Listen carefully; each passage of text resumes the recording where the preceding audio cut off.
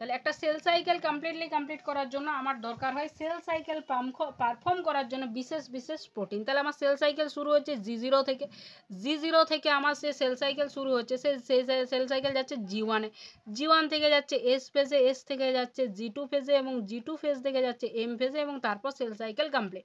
এই পুরো complete ফেজটাকে complete করার জন্য যে বিশেষ প্রোটিন দরকার হয়, যেমন G1 এ সামনে আমার যেটা দরকার হয় সেই প্রোটিনটার নাম হচ্ছে সাইক্লিন প্রোটিন, সেই প্রোটিনটার নাম হচ্ছে সাইক্লিন ডি প্রোটিন। কি বলা হয় এটাকে? CDK4, ঠিক আছে, সেটাই কি বলা হয়? Cyclin D. এটার নাম হচ্ছে সাইক্লিন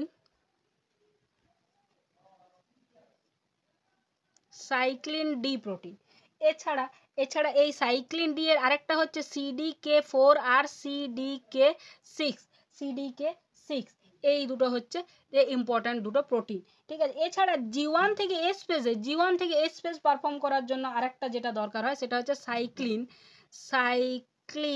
ই প্রোটিন, যেটা হচ্ছে CDK2। আচ্ছা, তাহলে দুটো প্রোটিন হয়ে গেল, একটা হচ্ছে সাইক্লিন ডি যেটা G1 এ ঢোকার জন্য প্রয়োজন, একটা হচ্ছে সাইক্লিন ই। এইবারে এস ফেজ থেকে G2 ফেজে যাওয়ার জন্য যেটা দরকার সেটা হচ্ছে সাইক্লিন এ প্রোটিন, যেটা CDK2 পারফর্ম করে। আচ্ছা, তাহলে CDK এ হয়ে গেল। এরপর যে প্রোটিনটা হচ্ছে সেই প্রোটিনটা হচ্ছে এম ফেজ পারফর্ম করার জন্য যে প্রোটিনটা দরকার সেটা হচ্ছে সাইক্লিন বি প্রোটিন, যেটাও কাজটা করে CDK1।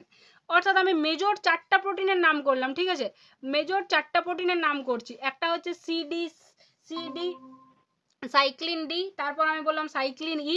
তাহলে আমি চক্রাকারে যদি আমি লিখি সাইক্লিন ডি, তারপর আমি লিখছি সাইক্লিন ই, তারপর আমি লিখছি সাইক্লিন এ, তারপর লিখছি সাইক্লিন বি এবং তারপর চক্রটা কমপ্লিট করছি। সাইক্লিন ডি কখন কাজে লাগছে?